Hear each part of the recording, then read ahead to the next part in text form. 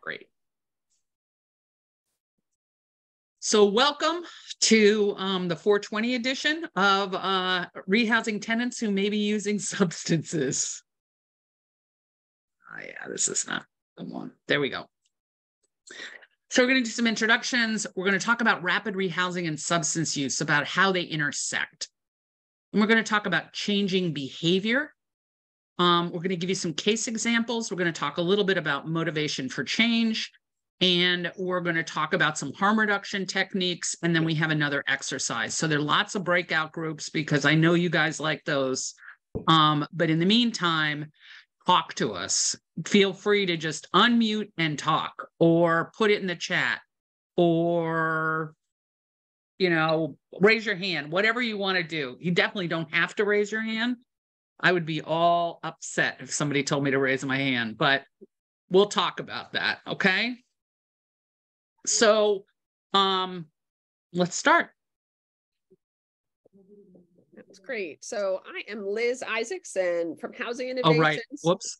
Totally fine. I can introduce myself. It's all good. They all know you, Andrea. I know some of these folks. I know some probably of should these have folks done that. we're just email friends. And so it's nice to be talking and seeing some of you.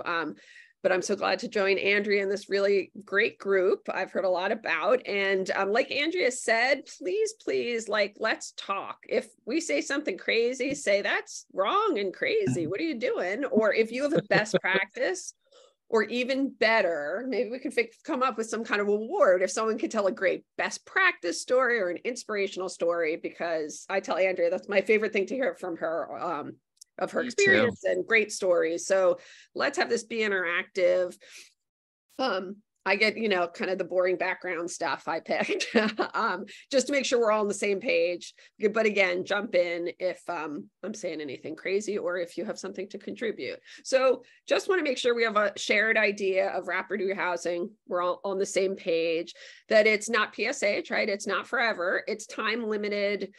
It's trying to end homelessness, get people into housing. We want to make sure people spend as little time in homelessness as possible. We want to increase people exiting.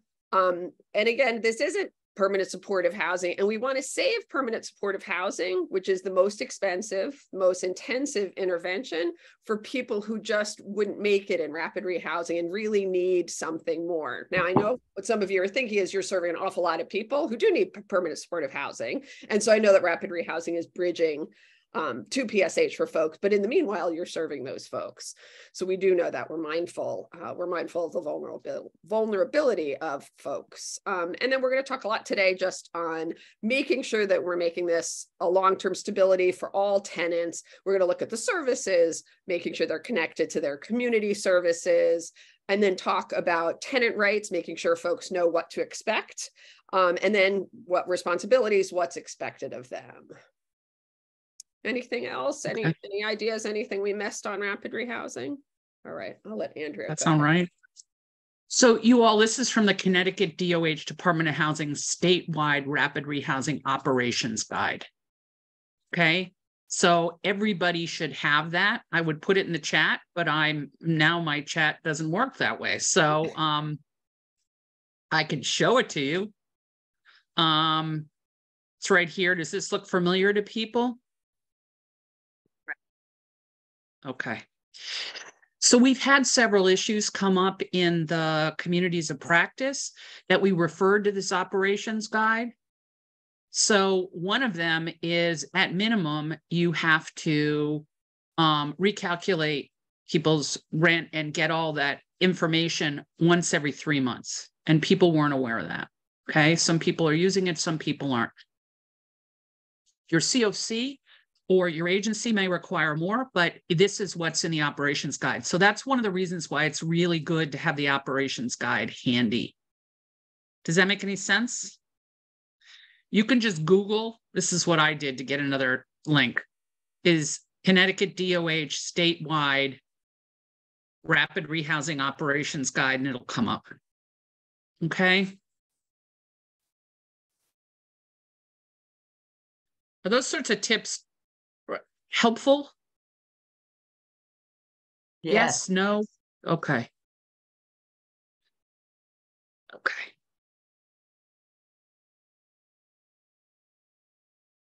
So let's talk a little bit about substance disorders. So this is the DSM, whatever number it is, the Diagnostic Statistical Manual, right? And these are the things that have to be present to diagnose a substance abuse disorder. And there's one clear theme: recurrent use resulting in failure to fill a major life role, obligations at work, home, or at school. Recurrent use in physically hazardous situations, recurrent substance-related legal problems, and continued use despite persistent or reoccurring social, occupational, interpersonal problems caused by or exacerbated by use. Okay, so the one thing you're going to notice from that is it's all behavior, right?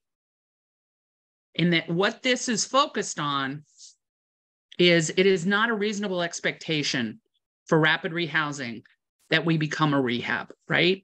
That we get everybody sober. Everybody will not get sober. It is our responsibility to offer people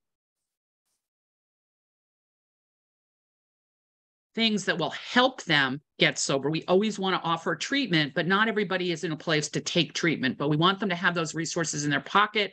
So if they need them later on, they can use them. But we need to address the behavior. And this is what this is about, because that's why we're going back and forth between rapid rehousing and the diagnostic stuff, is that we have to address the behavior in order for them to fully participate in rapid rehousing.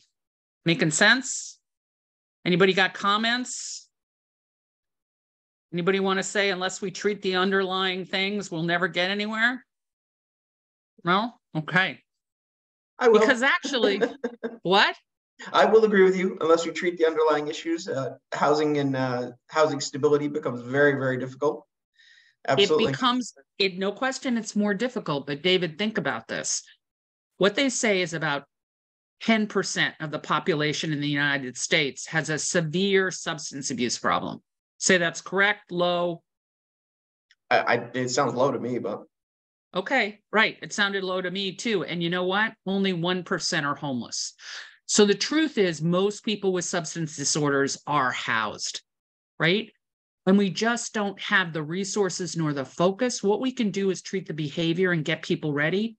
It would be great if people would go into treatment. We're never going to discourage that, but not everybody's going to go into treatment, but it doesn't mean they can't maintain housing. But as you said, it's a bumpy road, right? But there's no question about that. So that's where we are.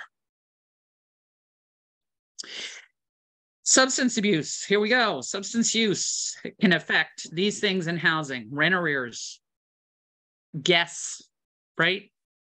And sometimes renting out the unit. You ever had anybody do that? I had one person who actually put it on Airbnb. I was ready to kill him. And the reason I knew about it is a friend of mine was going to stay in New York City and said, I found this really cheap thing on Airbnb. And I looked at it and I thought, that's my housing. So it was bad luck for him, but good luck for me. Noise complaints. Maintaining the unit to standard. Units can get pretty nasty. Traffic disturbs the neighbors, which is a major lease violation. Commerce. Holding drugs, dealing, prostitution, other income generating activities. Have you seen that? Try not to be real judgmental, but these are all illegal. What are you seeing? What kind of tenancy issues that you would associate with substance? So I've seen both prostitution and drug selling out of the units. And actually the one selling drugs was not using, he was just selling. Oh boy. So that was kind of fun. Yeah.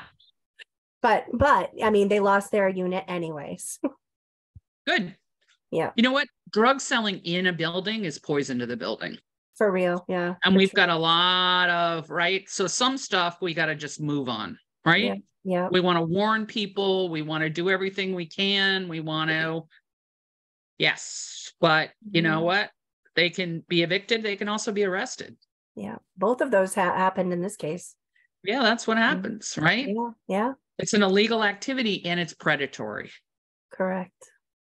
Yeah. Yep. But Hmm. those are serious. Yeah, they are. Yeah, they are. Yeah. Other things people are seeing? You gonna talk, Liz? No, I was No? just looking around, see if anybody had. Nope. Right. No, I was just going to say that I have somebody who, the past user, she's, she's on doing a methadone, but she's not using, but she still has that behavior. So we've got all that traffic going in and out. We've got people staying longer than they should in the apartment, that type of stuff, So even when she's on her way to recovery, she's still got some of those behaviors associated with substance use. Right. Yes. Right. Substance And use now, is a long-term relationship. absolutely. Sober addict person, like, she's sober, but the behaviors are still there. Sure. Yeah. No, I get that. Mm-hmm. No, it's true. It's a really good point. It can continue even after people get sober, right? Are people using in her apartment? I don't know, but like, she's trying to lie to me. And I'm like, I was there 2 weeks ago. Yeah. The apartment was full of people and somebody was sleeping on your damn recliner. Don't lie to me. Right. Right. And You now want to say, now I have to find her a new place to live, Yeah. saying Yeah. she's been sending out rent. I said, well, they're saying they didn't get it. So show me proof you sent rent. I can't find anything. I said, well, you know what? You have no proof you sent rent. So now you owe back rent. Right. So we want to teach her next time before you move her, what's she going to do differently? And how is she going to meet with her friends outside the unit? And right. So yeah, we got to address that behavior. Yep. I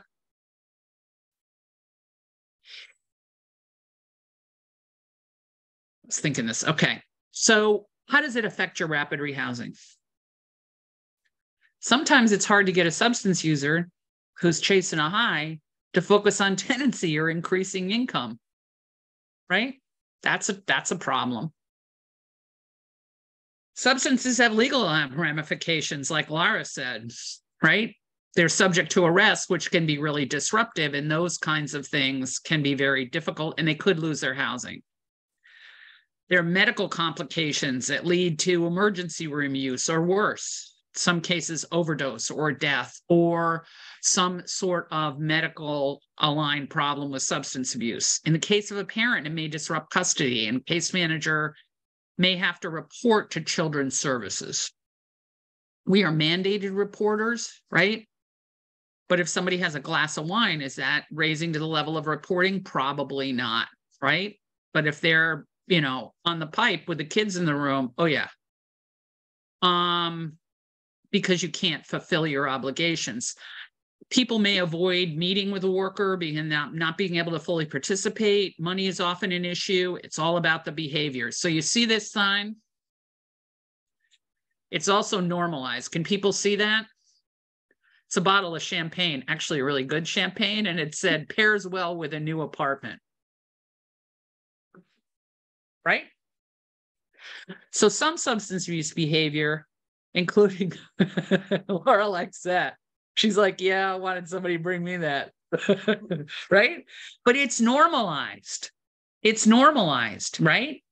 And that, I've had people move into housing and I say, what's the first thing you want? And they say a 40. I want to sit down on my couch and have a 40. Why not? Wouldn't you? And the comment is maybe, probably not a 40, but something, right? It's that people are celebrating, people are doing things, people often slip, right? And it's normalized. And you know what? If somebody brought somebody a bottle of champagne when they moved into a new apartment, nobody would say a word. But if somebody comes up with a stack of 40s into one of our clients' apartments, we would probably say more than a word, right? So there's a certain amount of resentment that builds up. right? Is it the quality of it? Is it the, quantity? What is it? Is it the history? So we need to think about this, right? I saw this, I thought, oh boy. We're going to also just wanted to make sure we're all on the same page. We hear a lot about housing first, but we want to just be on the same page and highlight what's really important in housing first as you're housing folks and stabilizing folks and providing services. So we want to make sure people get into housing as quickly as possible. That old housing readiness phrase, don't get to use that anymore. You don't get to have people kind of have to sign on and say, yep, I'm ready for services. I'm going to embrace all of this.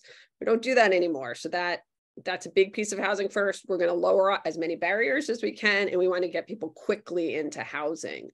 We want to make sure it's very clear that you do not need to participate in services to get your housing, and that you're not going to lose your housing if you tell your case manager, no, thank you. And that's just really important. We have this phrase that people are probably tired of hearing, but I think it's important, right? That services are voluntary for the tenants, but not the staff, which means the staff has to keep engaging and doing whatever they can to try to get the tenants on board and connect with them. I was at a project a few weeks ago, and I was asking a case manager if she had been dealing with people who didn't want to talk to her and engage with her. And she said, oh yeah, all the time. And she said there was this one woman, she just really wanted to get to her, and she tried every which way. And finally the woman came to her because she had an issue with the DSS form. And she asked, okay, well, can you help me with this? And sure enough, sat right down, got on the phone, worked it out. And then she got the woman on board. And she said to me, you know what? I had to prove that I was useful to her. I had to prove that I could be helpful. Yeah.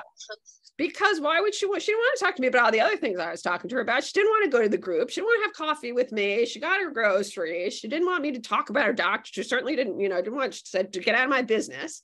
But as soon as she could prove that she could meet a need that the tenant identified, she built trust. And now she's opening up to, okay, will you help me with this? What else can you help me with? So I thought that was an uplifting. It was a good story because it does happen. And then I'm sure there are lots of stories where you're trying and it's very frustrating. It's a really good story. Part of this too is that it's true. Services are not required, right? However, services are part of the package. Doesn't mean you'll lose your subsidy, but services are part of the package. And we need to build that expectation with people so we can have these conversations. And I agree, you're going to have to, engage them, figure out a way to engage them. And engagement is a really creative process. What we're trying to do is get shelters to really focus on creating the expectation that rapid rehousing is housing and subsidy. And that permanent supportive housing is services and subsidy. And that services in rapid PSH is reserved for people who need services long-term. And so I think that we could get people to talk about before they come in why they need services, which will get us a little in, right? But that expectation, that'd be great. But I want you to know, Laura, we've been talking about this for 2 years, okay? So we're moving, but at a snail's pace, right? I mean, the truth is a lot of shelters just don't have the staff to have these kinds of conversations, right? They're breaking up fights, serving meals, enforcing the curfew, getting the sheets washed, and having a conversation like, what do you expect from your housing is more than we can ask of people with the current staffing patterns, right? Not all, some. It's very uneven. But I think that the people with case managers, and I think there's a possibility to do some of this. We are also training the path providers to on some of these same issues about how to build this housing plan and how to do a warm handoff. So we're starting with outreach. So that's a good thing, right? So we could raise those expectations. Because housing first is not housing only. It also includes services. And you know what else? Housing first is not anything goes. Right? Yeah. Can say we don't want to meet with us, but we can say, okay, I'll be back next week. How do you like your coffee? Right? Or I'll be back tomorrow. How do you like your coffee? But we can also use the leverage of the lease because those are rules that people have to comply with. Absolutely.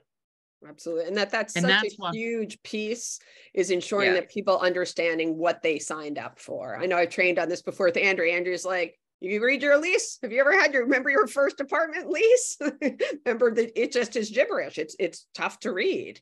It's tough for anyone to read. And if people have any literacy or language barriers, it's a setup. And so it's really important that people understand, that tenants understand what they're signing up for in this housing. And like Andrea said, it's not anything go. Oh, housing first is not an excuse to play music at 2 a.m. or to not pay your rent. And that it's really important that people understand, again, what they've signed up for. Yep. Absolutely. So by the way, a resource for you guys, if you go to the CCEH website, they have a PowerPoint on plain language leases. Yes. I'll after I do the next slide, I'll put it in the box. And it's helpful to people. Yep. Just writing that down. So I do that. Yeah. Yes. Okay. So we, again, just staying on the same page. So what does housing look like in rapid rehousing? Again, we want to make sure tenants know exactly what they've signed up for. So it is a time limited subsidy. Like Andrea said, we want to make sure they know that you have services to provide to them, even if they seem less than enthusiastic to engage. It's really important they know that. Every tenant signs a lease, which is going to talk about rights and responsibilities. And then here's my bureaucratic plug. That lease should really go somewhere. It should go to multiple places. My favorite thing is when Andrea tells people that they need to give every tenant a what do you call it? A folder, a waterproof folder, right? Or waterproof envelope. And he was like, I don't know why, but everything's always wet. It's true. I feel like so it's in my house too. Everything has coffee stains on it and is wet too. So I'm right there. I hope they're coffee stains. I mean, my God. Who knows in my house? But so you want to make sure the tenant has the lease. You want to put it in a special waterproof envelope Andrea recommends. You want to make sure that you have a copy of the lease. So you've read the lease with the tenant.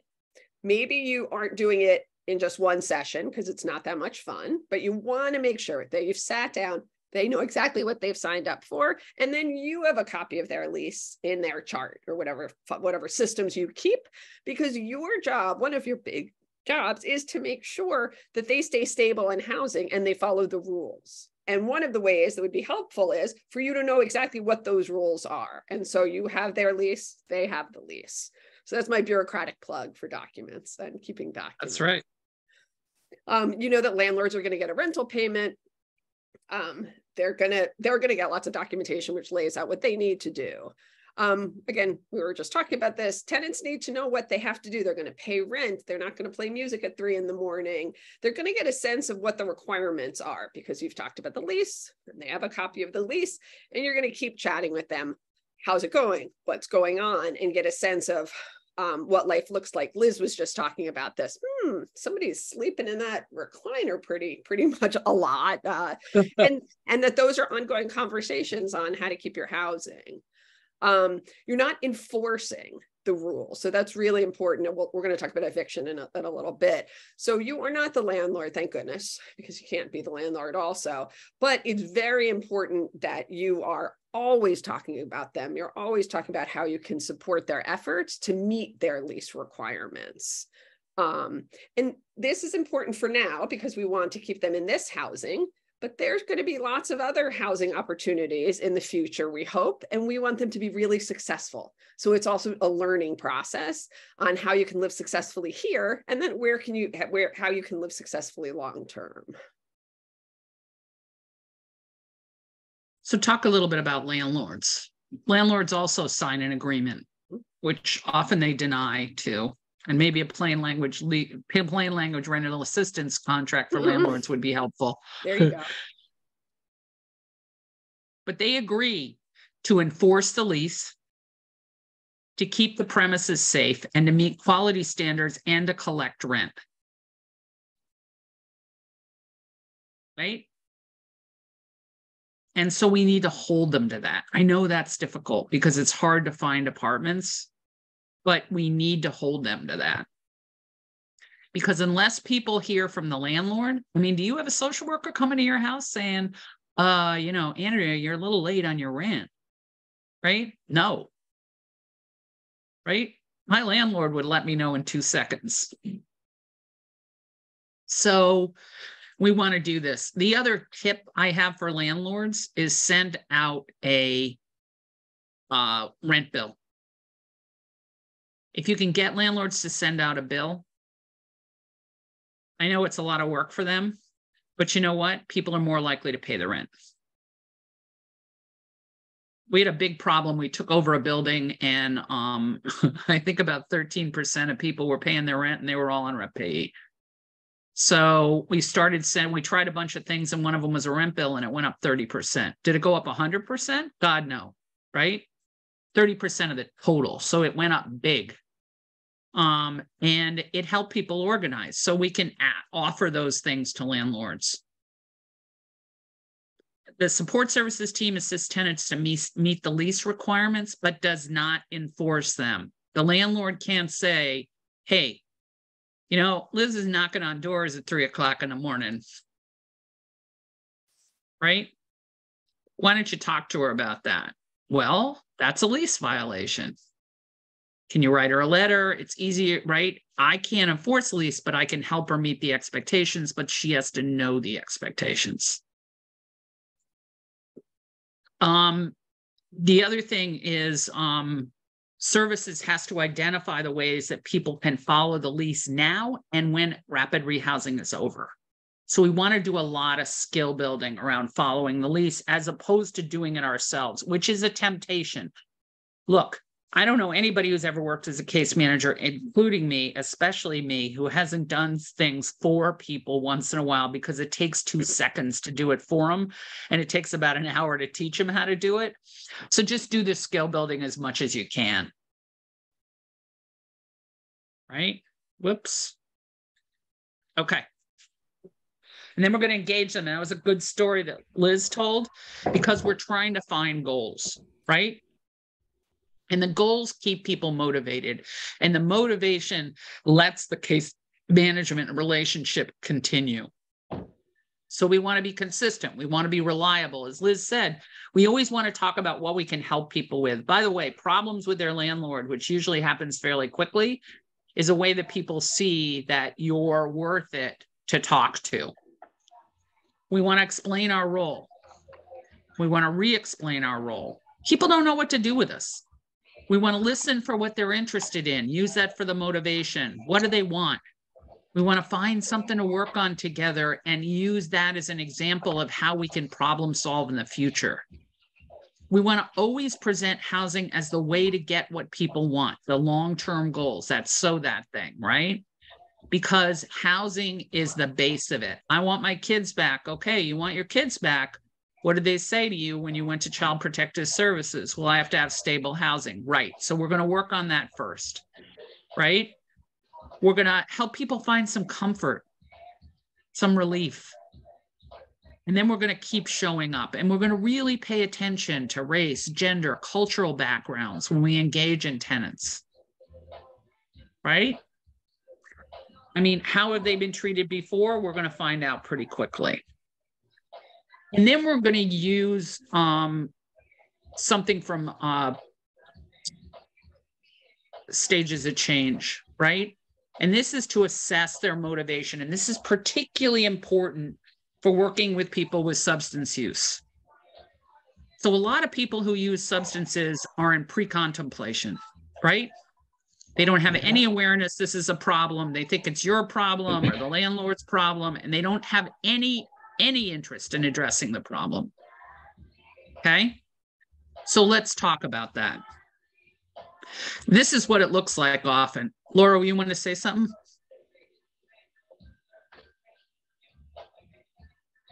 Okay, so I was just saying that the very first one, pre-contemplation, was just a great one. Yes. Because I remember actually doing this with a client and they were aghast. Yeah. Oh, if I don't do A, then I can't have B. No, you can't. Right. So Right. So you're I raising love their that first awareness. one. Yeah. You're raising their awareness that it's an obstacle, right? You're raising because they are aghast. What do you mean? Yeah. Right? Why knock on doors in the middle of the night? Okay. So this is what it looked like for me. Okay. I said to somebody, which probably wasn't the best opening line, you look like you've been drinking. And he said to me, you look like you've been drinking. And I thought, okay, we're absolutely nowhere. Right? I mean, what are you going to do at that point? Right? So what you're going to do is, instead of confronting people, you're going to ask them questions to raise their awareness. Like Laura just said, they were absolutely aghast. Okay, you know what? It's a problem in housing that you're knocking on doors, or it's a problem in the housing that you passed out in the lobby, right? Yep, that is true. Right? Yes. So we want to raise their awareness of the obstacles to the goals. We want to do it on behavior and pre-contemplation. We want to get them to contemplation, right? Where they're aware of the problems, and this is about housing, but they're considering the housing goals. And then we do some pros and cons. So what would it look like? Okay, so the biggest challenge for stages of change for me is, once people start saying they're aware of the problem, I go right to the solution, right?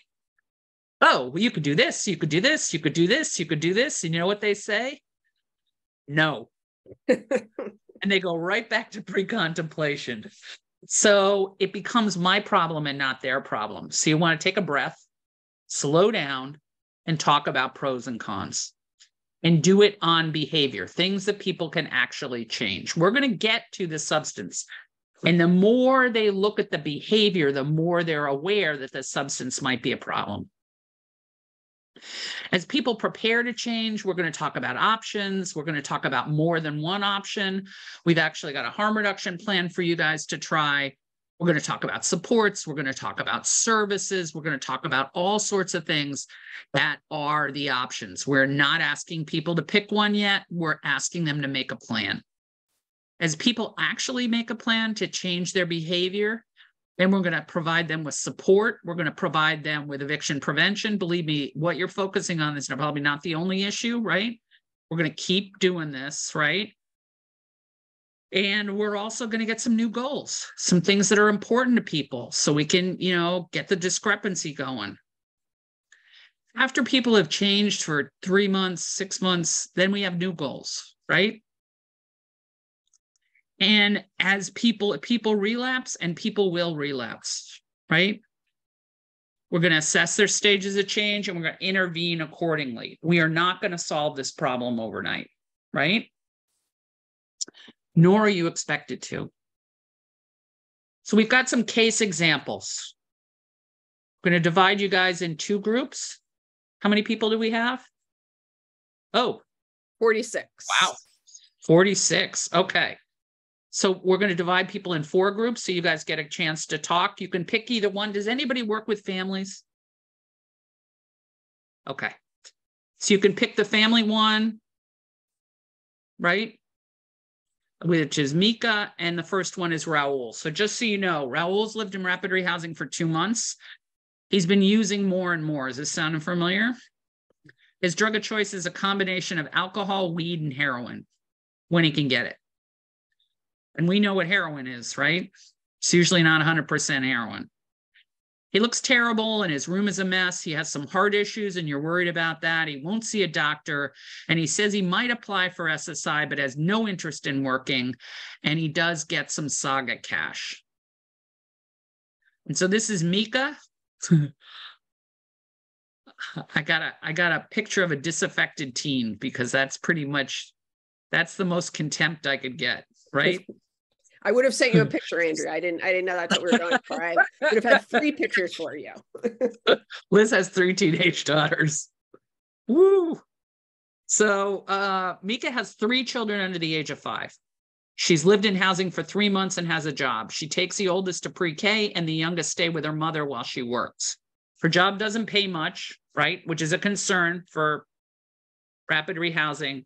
And she's applied for daycare, but the wait is long. So she's waiting on that. Almost every week, she leaves her children with her mom and goes out. You suspect she's using when she's out, and she doesn't deny it. She said she never uses in the house or around her children. She says her kids are safe. And you try being 22 with 3 kids. I get it, okay? She has no interest in talking about a better job, another job, or other ways to increase her income. If she has to, she says she'll move back to the shelter. And then if it was one of my clients in New York, they would suck their teeth, roll their eyes, and turn around, right? Or in my living room. Okay. So you could pick either one, and you just want to know how you're going to engage them in the process, how you're going to begin with them, and what are some of the options that you have. So we're going to divide you in groups. We're going to give you a full 15 minutes because I heard these small groups are too short. And Liz is just going to check in to see if you have questions. I'm going to project this in your rooms. So I've got to take this down, and then it's a clunky process with Zoom. But Liz is going to divide in the groups, and remember, you have to affirmatively select them. And if you can, I know some people are having camera problems, but if you can, turn on your cameras in the groups so your colleagues can see you.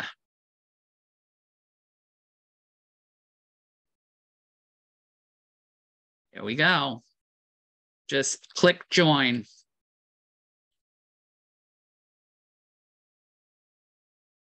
Okay.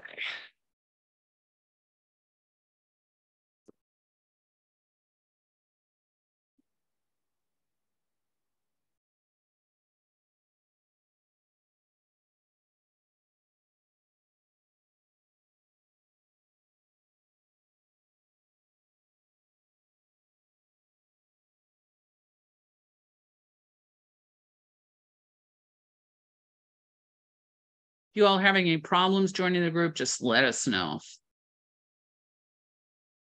Hey, Kara, you can stay here. You can join a group. Yeah. Kara, I just saw that and I was starting. So yeah, you could just say, you just don't join and that's fine. Stay with us. I'm just super multitasking right now. So I wonder why, Kara. You guys don't ever have too much going on there. Hey, Liz, pause the recording.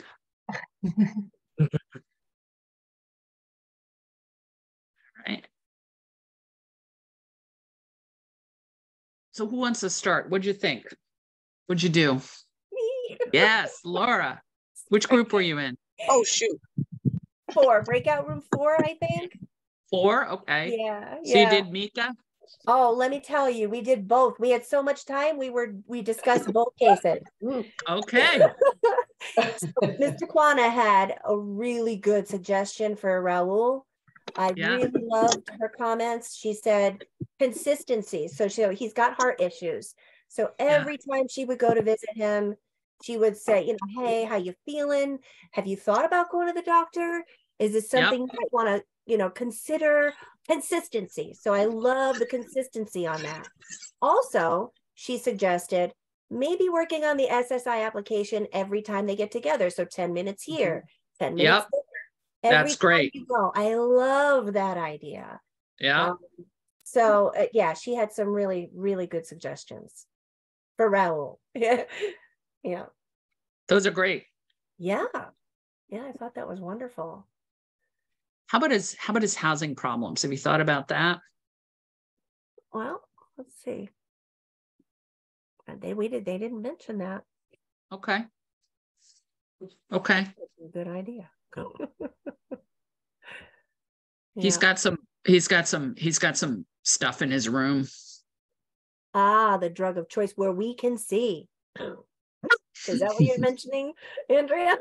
No, that his room is a mess. Yes. Well, that's the other thing about the drug of choice where you can see it. Right. Yeah, that would be a call. So let's talk about that for a minute, because that's a really good point, and that's a safety issue and also an arrest issue. First of all, always carry your ID.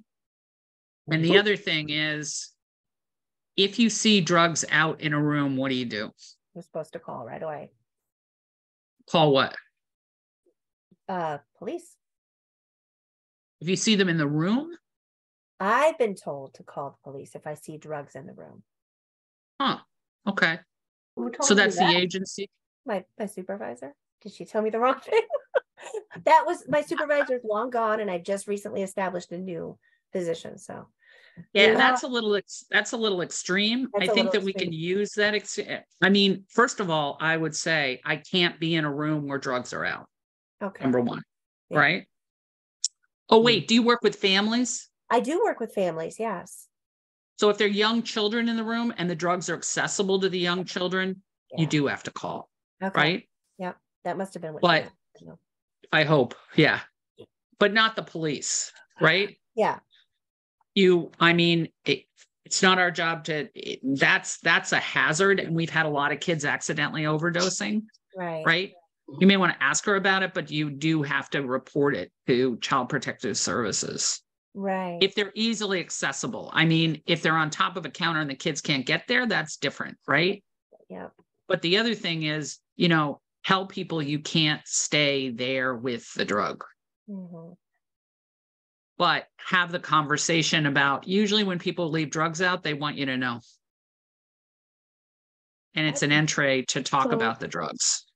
Also, while they're on drugs, correct? 'Cause Say it again. Also, while they're actively on drugs, I had like a few clients in the past that, if I noticed that they were on drugs while we were meeting, signs that I've seen were like nodding off, or I don't know, it was like crazy things, but I was told that we weren't not supposed to meet with them. So is that accurate? I've ended a few meetings because of that. There's a couple of reasons to end a meeting if people are on drugs. If they can't participate in the meeting, then you tell them you're going to reschedule, right? I mean, if they can't participate in the meeting, there's really no point in telling them. And if somebody is really high, anything you tell them will not stay in their mind anyway. Right. So you want to make sure that people understand this is a visit, right? Yes. If some people are high all the time, right? Yeah.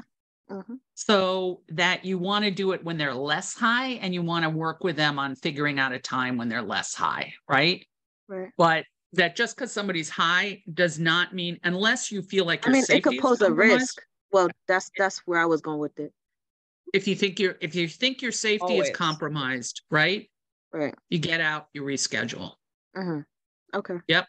That's what I usually do. I just want to throw that in there. Yeah. Yep.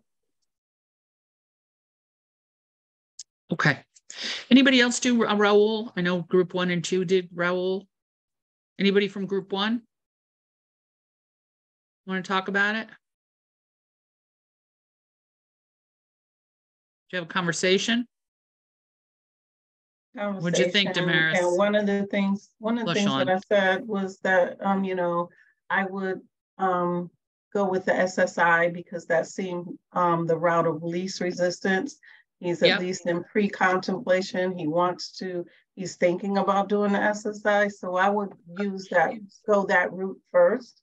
There were people in the group that felt like he was not appropriate for rapid rehousing, that he needed a higher level of care. And he probably shouldn't even be in a rapid rehousing program. But, basically, those are the type of clients that we're getting. And, we get a lot of pushback from the CAN, even when we say this person sounds like they need a higher level of care, the CAN is pushing back and saying, well, let's just put them in rapid rehousing and then worry about getting them to PSH later. So, these are the clients that we are getting. And so we have to meet the clients where they are. And then one of the things you might want to do is prepare him for PSH. But one of the things that he's got to understand about PSH is for people who need long-term services. So you want to have a conversation with him about how he'll use services, right? You can do some things in rapid rehousing, but the other thing about the SSI was particularly smart because you're going to need a letter from his heart doctor, right? So what you're doing is you're using the raising income, right? Which is probably not going to happen in the term of rapid rehousing. But it sounds like that, and people with chronic substance abuse problems are certainly eligible for PSH, right? So you may want to start that application, but you may want to work with them towards moving towards PSH, right? But you want to think about other options as well, that he could keep his housing. You also want to know what his history is. If he lived with other people, it may be a shared housing option. Damaris. Yeah, what I usually do with my clients when I get them, I literally, before the intake, I jot down everything. I ask them all sorts of questions. You know, including like you said, you know, what they've been doing, what they were doing before, who were they living with.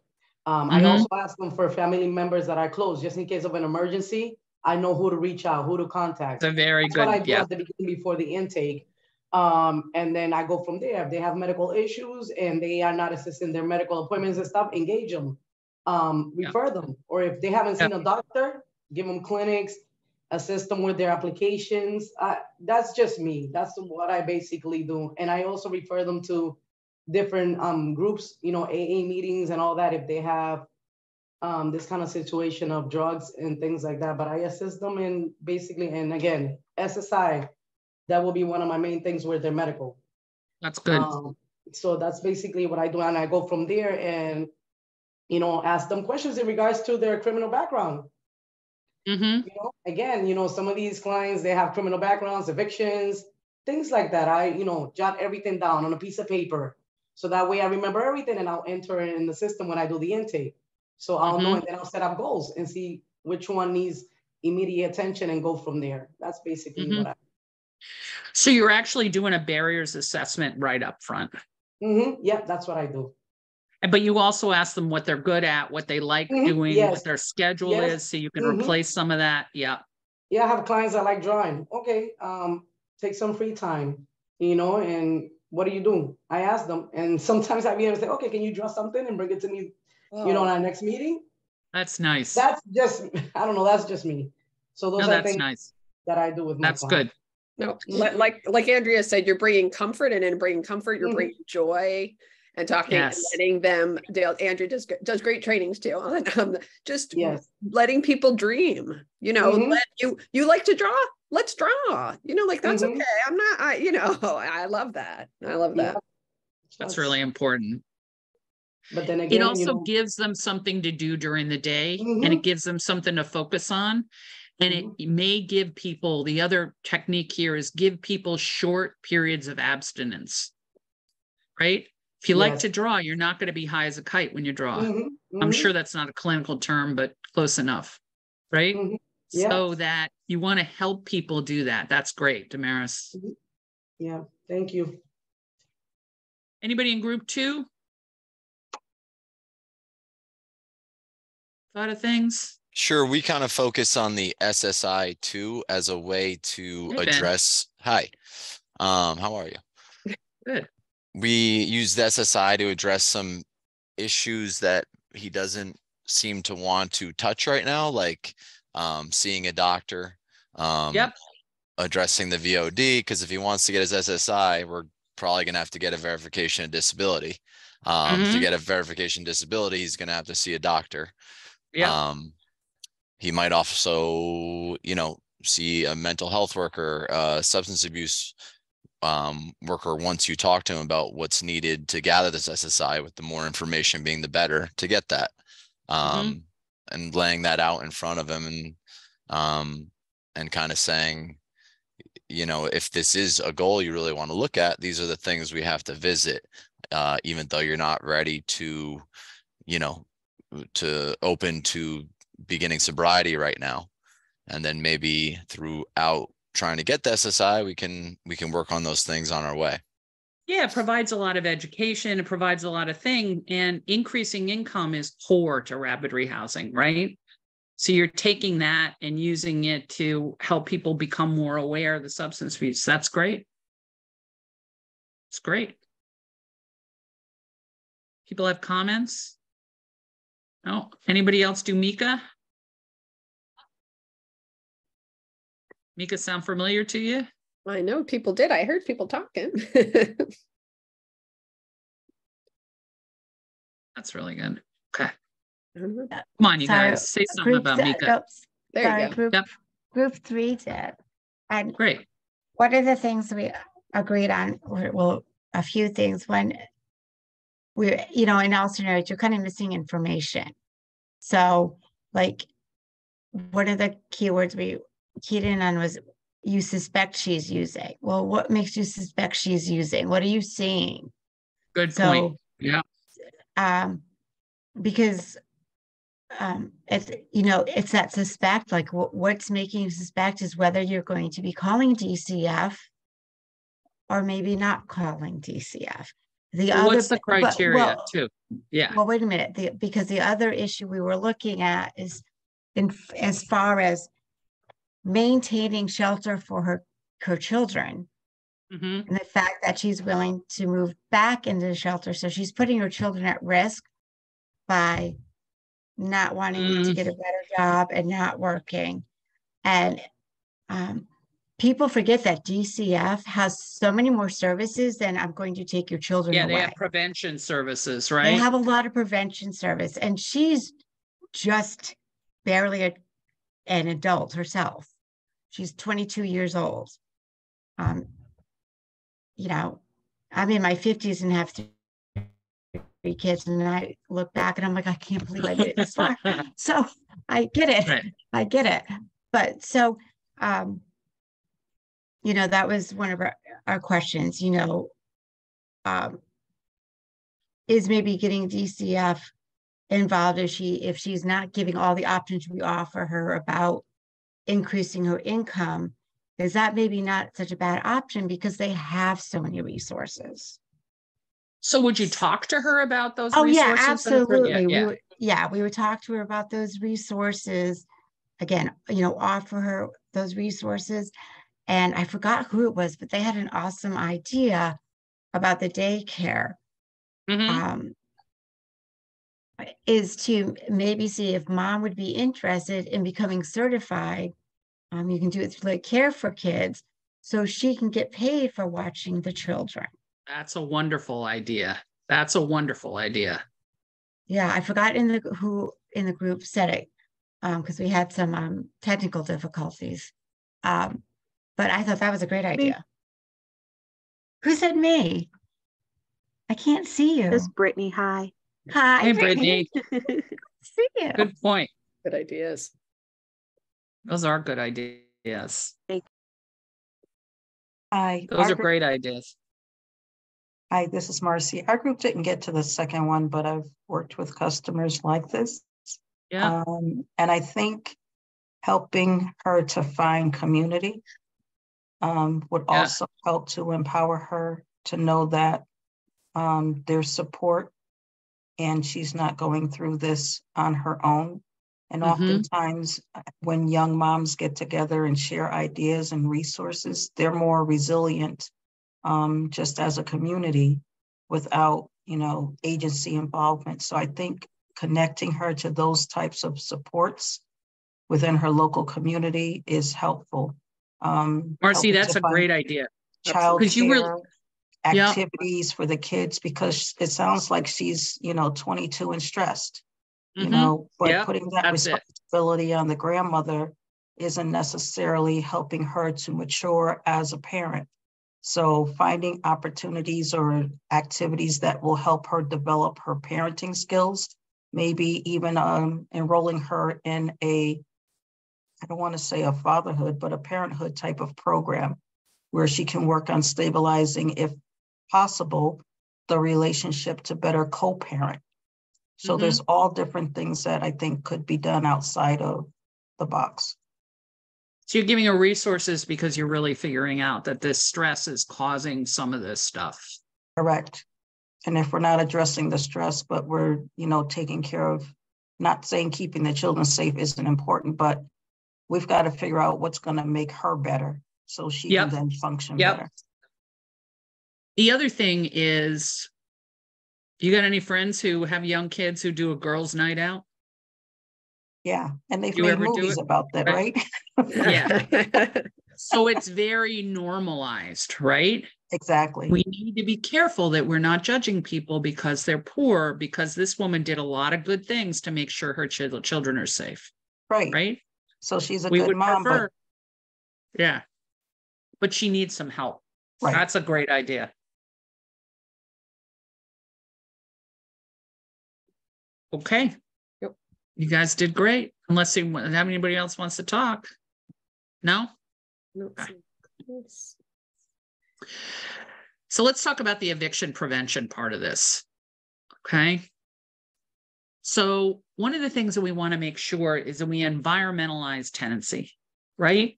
So it means that, who talked about this? Was it LaShawn? Who talked about talking about something every time they see people? Who was talking about medical every time they see Raul? Consistency. Yeah. Who is that? Was it Damaris? I don't know. No, but that it was a really, it was Taquana. Taquana did it. Taquana. Yeah. That was a brilliant idea, Taquana. And you know what? What we call that is, you were calling it consistency, which it in fact is. What I call it is environmentalizing it, right? We want to environmentalize that people have services. What you're doing is we're environmentalizing resources, and we want to environmentalize housing. So we want to start working on eviction prevention right from the beginning. And educate people on rights and responsibilities. You can use that plain language lease. You can use it. And as Liz said, you can go through the lease in parts. I warn you, I thought this was really smart, and I went through it with one of my clients, and he started mocking me. Party of the first part to party of the second part. And I was like, yeah, right. So let's figure out what this means, right? We also want to be clear about what behaviors interfere with tenancy. People may not know. Most of the people in your program have not had a lease that was uniformly and fairly enforced in their lives. And so we want to provide the education as much as possible. We also want to get regular communication with landlords before things go too far. And we recommend that rapid rehousing programs call the landlords at least once a month. And if nothing's going on, it's going to be a short conversation. You need to know what you're going to share and what you're not going to share. So let me give you some examples. Hi, how you doing? I'm calling about Laura.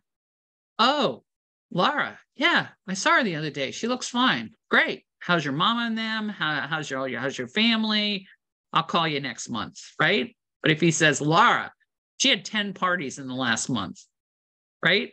Then I know something. And then I want to know, did you send her a letter? It would be really helpful to me if you sent her a letter, and then I could deal with this issue, right? We want to be careful. If the landlord sometimes asks you, what's wrong with her anyway? You're not going to say, well, the history says, right? Because you can't share clinical information, even if you have a release, right? People are entitled to privacy, and sharing information, even with a release, is limited to need to know. And since the landlords better not be providing any therapy, they really don't know need the clinical issues, right? They better not be providing any therapy. But what we're going to do, right, is ask them, is not say, oh, that's confidential, I can't tell you. Tell them something like, I can't really talk about specifics, but you know what? Tell me what you're worried about. You can talk about behavior. You can talk about completely observed behavior. I mean, you're not going to throw things in like, oh man, I hate it when he does that. But you know what? You're going to talk about behavior, and you're going to talk because that helps you address the behavior. You're going to have an agreement between the tenant and the landlord for more about working together. You're going to have resources to address lease violations. Know your resources. The other thing that I recommend to people is don't gatekeep the resources, right? The resources have their own gatekeeper, and believe me, the clients know they're out there. And if we try to prevent them from using these resources, what they're going to say, what their job is going to be, is get those resources out of the case manager, put some focus back on the case manager. These are the resources. These are the eligibility criteria. This is how often they'll give you back rent. This is how much rent they'll give you. And you can apply to these places. If you need some help applying, I will do that. I cannot tell them to give it to you because they have their own criteria. But let's figure out how to work this system, right? Because they need to work it in the future. If we say, oh no, you're not eligible for that, watch out, right? My Uncle Joe got it last month. How can you say I'm not eligible? You're going to get in those whole conversations, which are just circular, right? You want to give them the information. You want to offer them help, right? But if they ask you to write a letter that says that, you know, they have absolutely no money, they've got no subsidy, you're not going to do that because it's a lie, right? You're going to do it within your role, and they can get somebody else to write the letter, right? But we're going to be careful about it, but we're not going to gatekeep the resources. We're also going to tell people about the timelines, right? Back rent through the Connecticut program where they were paying back rent took an awful long time to get it. And we can tell people, just like they tell you with a passport, it takes about 12 to 18 weeks. They've been running behind. We're just going to tell people that, right? We're not responsible for the delays of other agencies, but we're going to tell people that so they can plan around it. We're also going to have policies on involvement. So that little thing I did on confidentiality, that's part of the policies that you want in your agency. How much can you tell? Look, I want to warn you guys that some of your clients are going to tell the landlords everything. Hi, I'm Andrea. I'm schizophrenic. I've been in hospitals 3 times. And then they say to the worker, what are you doing about her schizophrenia? Well, you know what? We want to teach clients not to give people information they don't need, right? But we also, it doesn't matter if the clients told them. They have every right to tell them. We still can't tell them, right? So we want to talk to clients about privacy and when you share information with people and when you don't share information with people. But people are so used to spilling their guts every time they meet somebody that, you know, it's really hard for people to understand. And we want to talk to them about it. It's not because you're ashamed of the schizophrenia. It's because, you know what, this is not something they can help you with. If that's what you're looking for, right? The other thing is doing some crisis planning to avoid eviction. And actually the domestic violence folks are integrating their housing into their safety plans so that a crisis plan around housing is part of their safety plan. It's a really good idea. Do you guys do crisis plans? What they do? Okay.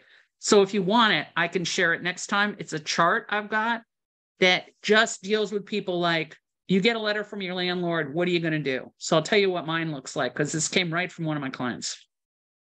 You get a letter from the landlord that you're behind on your rent. What do you do? And the client says to me, throw it away. I said, why would you do that? He says, I saw the landlord's name on that envelope. There's no good news coming out of that envelope. So I laughed, right? It was funny. So I said, all right. Do you think in the future you could hold on to it? I know it makes you nervous, but maybe you could hold on to, maybe we could open it together. Maybe. I said, okay, so what else can you do? I don't know. So I said, well, all right.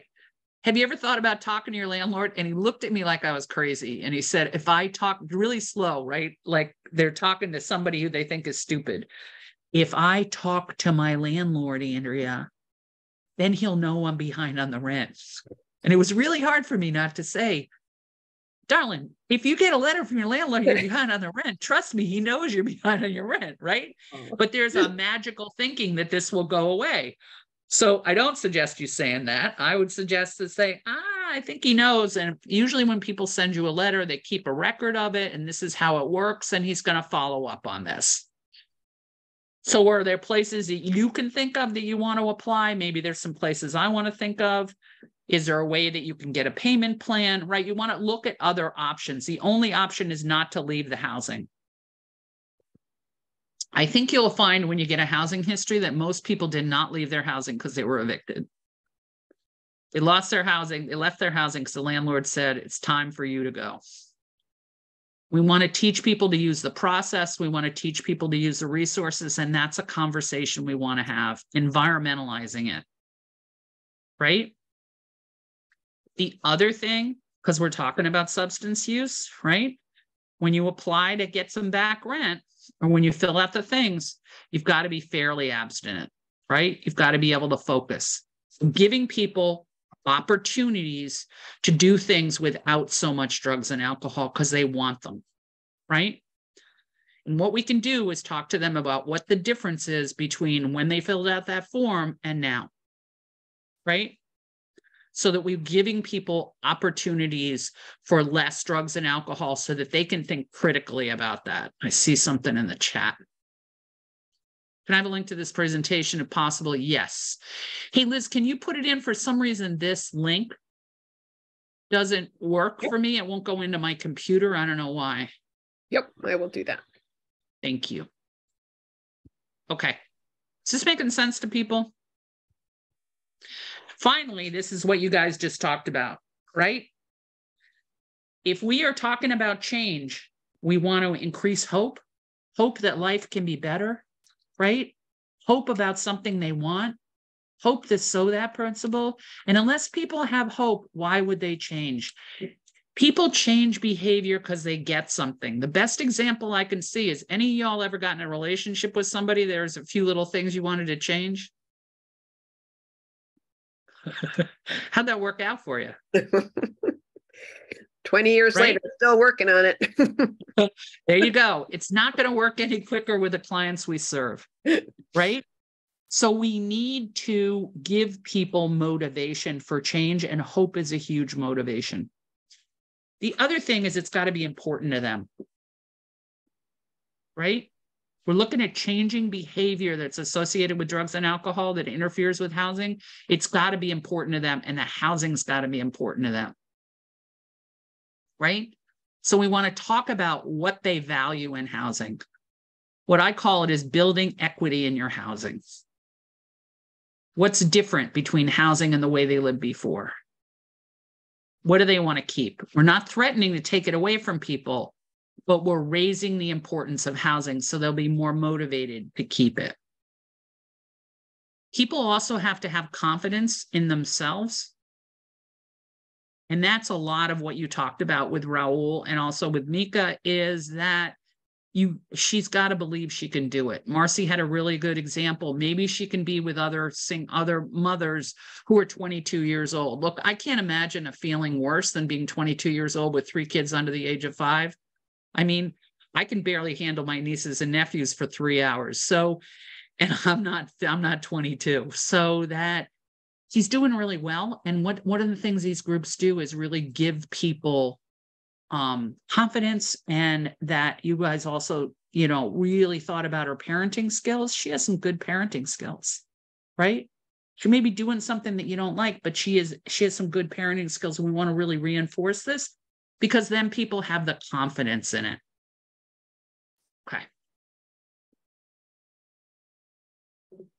Then we can do a decisional balance sheet. You know what that word looks like? The good things about changing, the not so good things about changing. The good things about where they are now, and the not so good things about where they are now. You want to highlight the not so good things. Good things about changing and the not so good changing. You want to highlight the good things. You want to have a critical thinking conversation.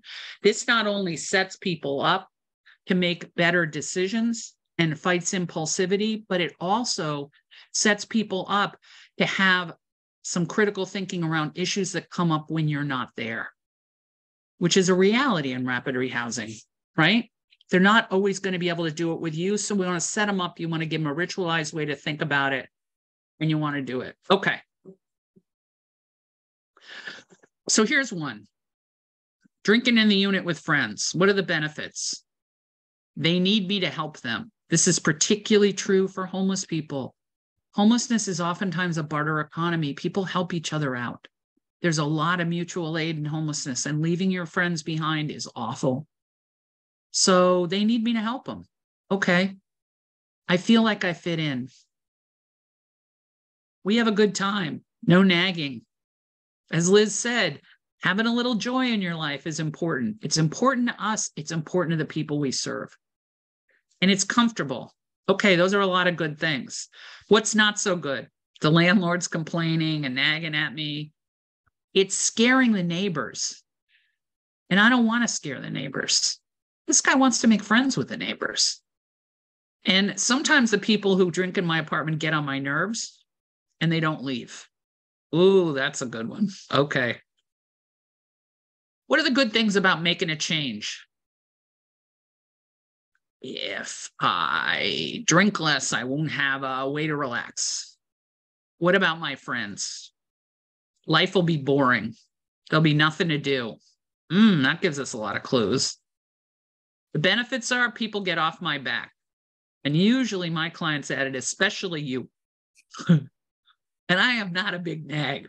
Okay. So it takes a very low threshold for nagging. So that was important for me to remember. I'd get some peace. I'd be able to stay.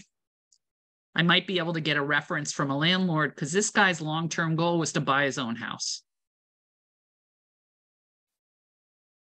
Okay. Andrea, can I just say something about Of course. my getting people off my back and yeah. I think and this is very true with addicts, sometimes they need to move out of their environment. Yep. So I think that's where I mean, we always want to listen to our clients and try to meet their housing needs, but at circumstances like that, when you have somebody that's really trying to stay sober and is telling you, I need to be out, that's something that we really need to keen into. And even if we have to work with housing and be like, look, we need to transfer this person because I don't have anywhere in this area they're willing to transfer, and he needs to leave. He's asking to leave. Okay. I think so. It's too hard. It's too hard that they want to get sober, but it's too hard to do it here. You still want to have this. You still want to have this conversation so they can. Oh yeah, no, I'm not saying that, but I'm just saying, it's important for us to understand that sometimes they actually physically need to leave their environment. I've had so many addicts tell me that, the best thing I did was move away. So I just think we need to be sometimes that's really important. Mm-hmm. So Liz, that's something that shelters and continuing care should know, is they should talk to people about where they want to live and maybe do some of this with them, because, I've had people who move like 2 doors away from the shelter. Right. And that's problematic because everybody's coming over. Right. Mm-hmm. And so we have the conversation before they move, and we have the conversation when they're selecting housing. And we have the conversation about good and bad. If they really want to live 2 doors away from the shelter, then that's their choice, right? But then we're going to be really aware of what the possible problems are and what the possible advantages are, right? We want to start shifting their role in the shelter, that sort of thing. But I think that sometimes people do want to get out of there, right? But sometimes people say they want to get out of there as an impulsive thing. I can't stay sober here. Right? Okay.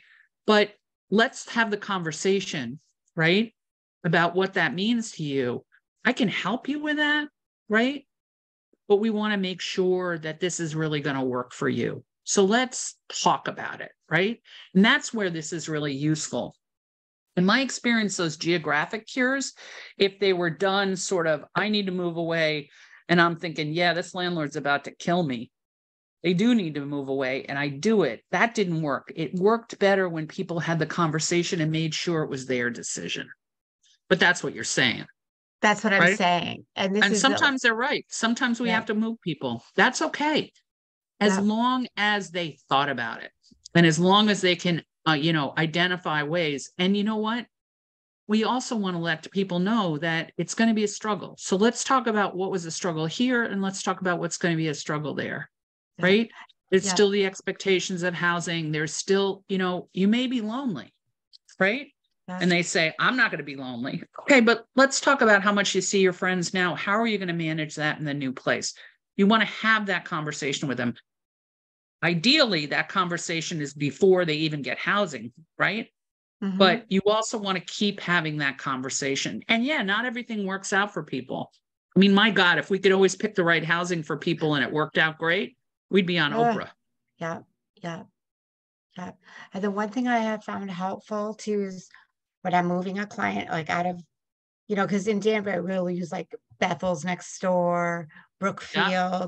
Sometimes we have to go to New Milford. So I always make sure that they have the resources. This is the number to New Milford Social Services. This is the number 2 New Milford Hospital Behavior Health. Like, this is all your information, and I take them there, and I show them around the really town. Important.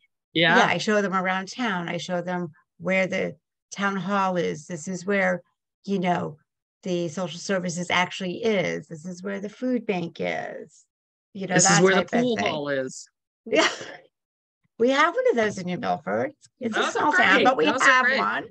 I used to be a big fan of pool halls and be telling people about pool halls. And one of the clients said to me, you know, they have bars in pool halls. Oh, I didn't know that.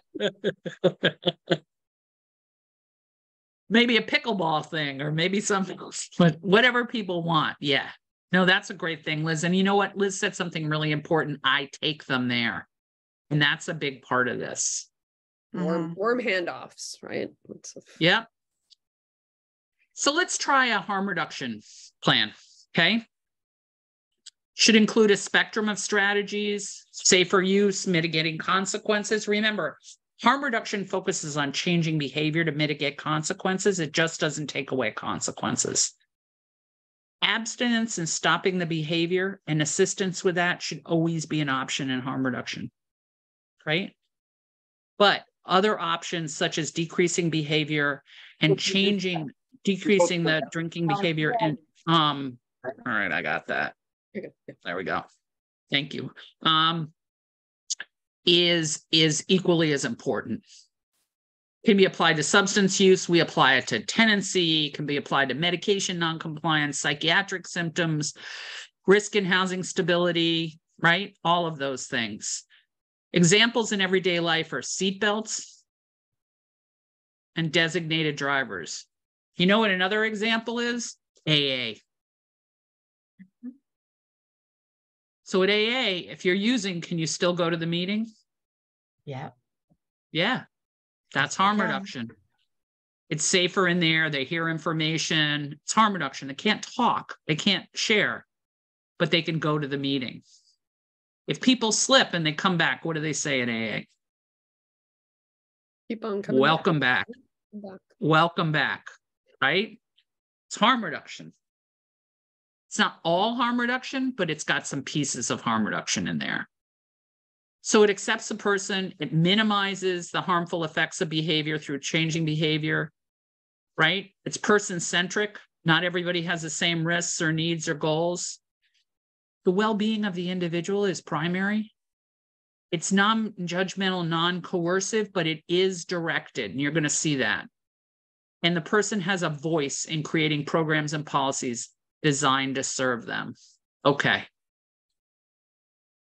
Other examples, scheduling benefits appointments first thing in the morning, harm reduction. Sleeping medications, if somebody's responding to voices all night and won't consider antipsychotics. You know what that's like, right? She's got 20 people in there and I find out she's screaming her voices all night long. Okay. Changing shifts. Somebody's not able to wake up early. By the way, getting some sleeping medication prescribed and getting somebody to take it and getting some relief will allow people to have a little more trust in the doctors and the pharmaceuticals, and you can eventually go to it. Okay, this happened with one of my clients. It was in supportive housing, so it wasn't time limited. And I'll tell you, we solved the problem of her screaming at night because she did like the sleeping meds. She was really relieved to be able to sleep all night. Took 3 years to get her to consider antipsychotics. So this might be planting the seed for future. Not everybody is that stubborn. Going to an AA meeting, using different substances, eating instead of using, right? When I used to pick somebody up to go to an early morning appointment, I would bring a bacon, egg, and cheese. Sometimes people use drugs because they are hungry. Budgeting for alcohol and recreation. Direct vendor checks and representative payees. Those are all examples of harm reduction. So let's take a look. Wait, where is it? Oh. Did I skip that? No. Where's my harm reduction? There it is. All right, I'll go back to the core practices. So this is an eviction risk, right? They have guests in the apartment, like this guy.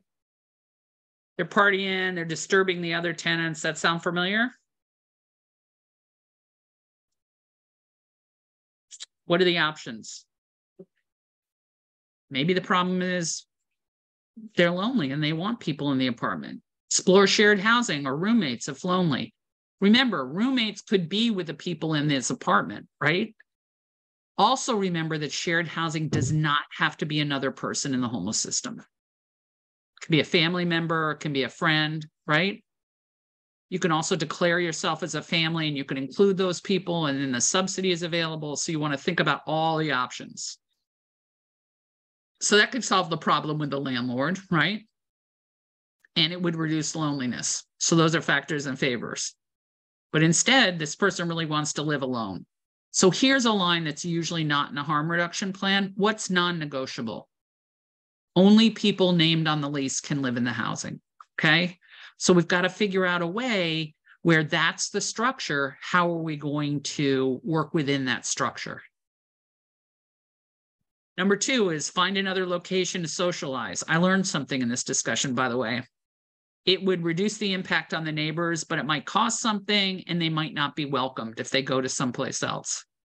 Okay, the other thing that people told me is when people come to your apartment, they bring the drugs and alcohol. Not all of it, but some of it. When you go to somebody else's apartment, you have to pay for it yourself. So sometimes they're trading the apartment or the availability of the apartment to get some drugs and alcohol. So this is a difficult one for people. Drinking, smoking is not permitted in some places. You can't just go to a park and do the things that you would do in a private house. And the other thing that was non-negotiable is they can't go to any of my other clients' houses. I told them that. No, I'm kidding. Okay. The other one is find time to socialize. It's less disruptive. If they had friends over in the afternoon as opposed to at night, they might disturb the neighbors less, right? That could have an impact on the neighbors. But my friends don't want to socialize in the afternoon. They want to socialize at night. And one of my clients said, what kind of an animal parties in the afternoon? And I thought, okay, all right. Well, all right, that was clear. Okay. But you always have to allow your neighbors peaceful enjoyment, right? You see, we didn't solve the problem. We considered options, right? People aren't always going to pick an option. You want them to consider options, right? We're not forcing any options.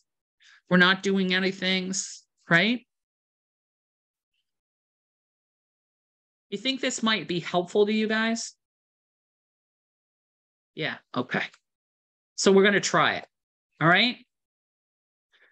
So identify a behavior related to housing, a behavioral thing that you think comes from substance use. Tenant not paying rent, they're loud, they're fights, they're disruptive behavior, they're not, and pick one behavior at a time, right? You can't say to people, okay, we solved the guest problem, but how about the fact your apartment's a mess? They're just going to go, right?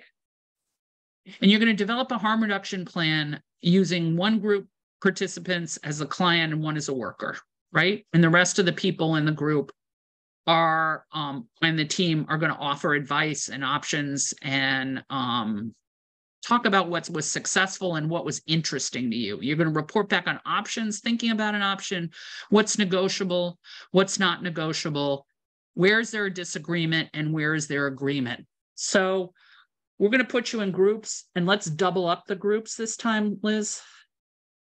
Okay, and I will share this in the group, and Liz will pop in. So, Andrea, 2 groups you're saying? Oh, yeah. No. Last time we had 4. This time we should have 8. Oh, I want to do smaller groups. Yep. Yeah, yep. no, that's good. Thanks. Great. Okay. Okay. There we go. Stop the share.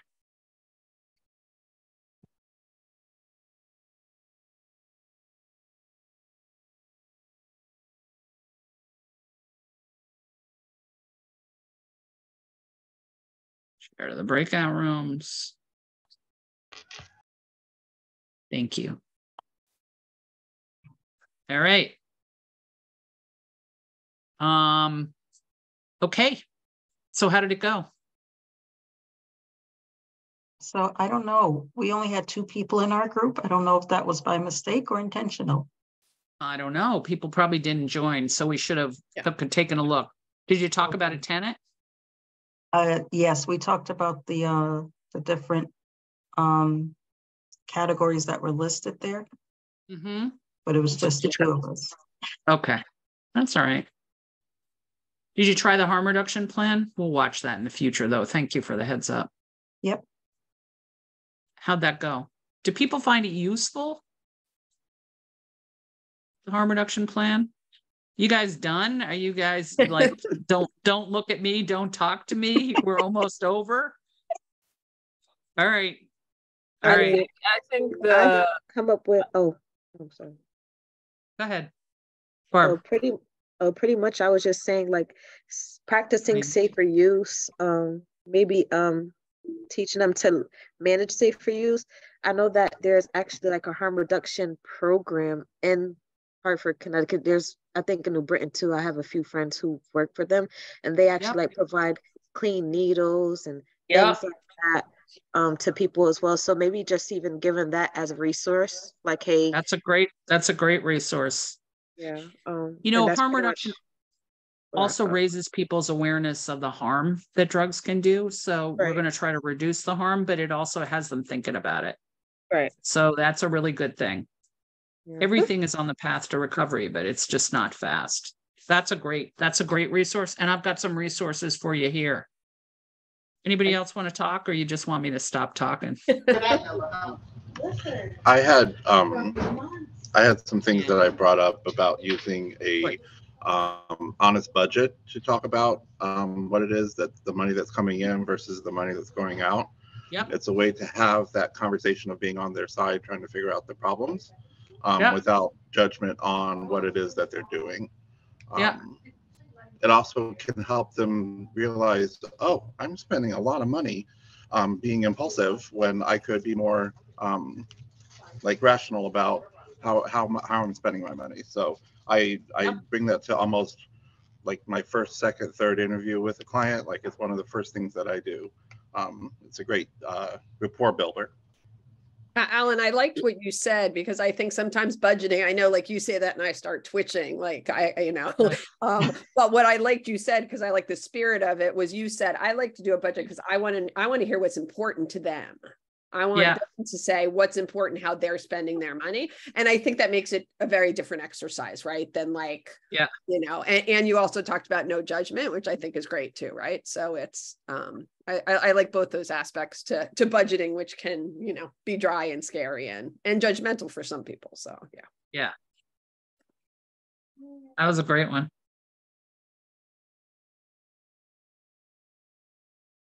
No.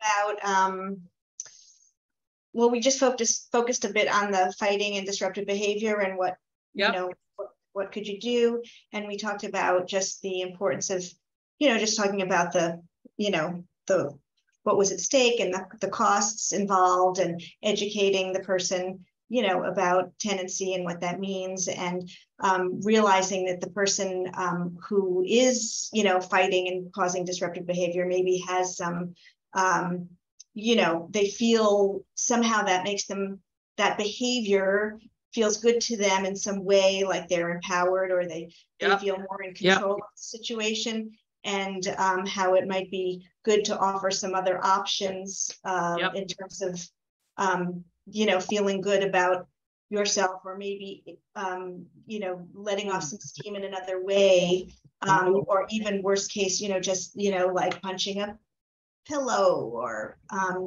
yelling into a pillow, or something like that. Yep. No, those are all really good options as other ways, and talking to people about that, it does make them feel in control. We also want to talk in ways about how does that result, right? What's the result? And a lot of times people get in a lot of trouble with fighting. I do have to tell you a funny story. Liz came back and I said, so what's going on? And Liz said, fighting. And I said, what? They're fighting? What are they fighting about? And she's like, no, they picked fighting. I thought, oh God. So that was a really good one. It's true. We want to give people other options, and we want to encourage people to identify, right? Some people fight because they think people will take advantage of them. Some people fight because they can't help it. They just like to fight. And when, they get high, they fight, right? So what can they do? And it's looking at those sorts of things, and there may be other alternatives. That was a great one. You guys are nailed the focusing on behavior thing. So let me talk about, sum it up. Case manager assists homeless individuals and families to access housing and maintain it. Housing is a structure and rules, and the challenge is ensuring that landlords reinforce the structure. It allows teams to offer both treatment options and behavioral change, and people can maintain their homes in spite of substance abuse, and the changes in relationships people have with substance can be the beginning of recovery. And you guys nailed that. Okay, I want to show you some resources. Here's some stuff on motivational interviewing, some information on harm reduction, though having a harm reduction coalition near you can be really helpful. These are some references, more references on harm reduction, also working with landlords here. There is a CSH property manager link here, which it's in the appendix. They have sample letters for landlords. Landlords are often just have a couple of units and they don't have those things in their computer, and we can give them those things. So it'll be easier for them to write a letter, and it sure beats the hell out of them saying, why don't you write the letter and I'll send it, right? So that's a good thing. And then there's information on overdose and Narcan in Connecticut. Okay. And that's it. We are going to mail you out the materials that we mentioned. Liz is going to do that. We're also going to mail you out an evaluation. And if people want a certificate for completing this program, they should let us know. We have a list of people who've attended and we can send out certificates, but you should let us know. Sometimes agencies like to keep them just for the monitoring visits and stuff like that. Sometimes people like them. So if you want them, let us know. Absolutely. Okay. Thanks so much. It was great to be with you this afternoon. It was a pleasure. So the next one is in a month, but it's the last one in the month. We had to do a switch around. May 25th, again at 1:30, and I'll send the invite out. What's the topic? Okay. So I probably have it. All right. Here we go. You guys good? You're free. 2 minutes early. You might even get a bathroom break in your day. That's always a good thing. Right. Thanks you guys. It's really been a pleasure. Thank you. Care.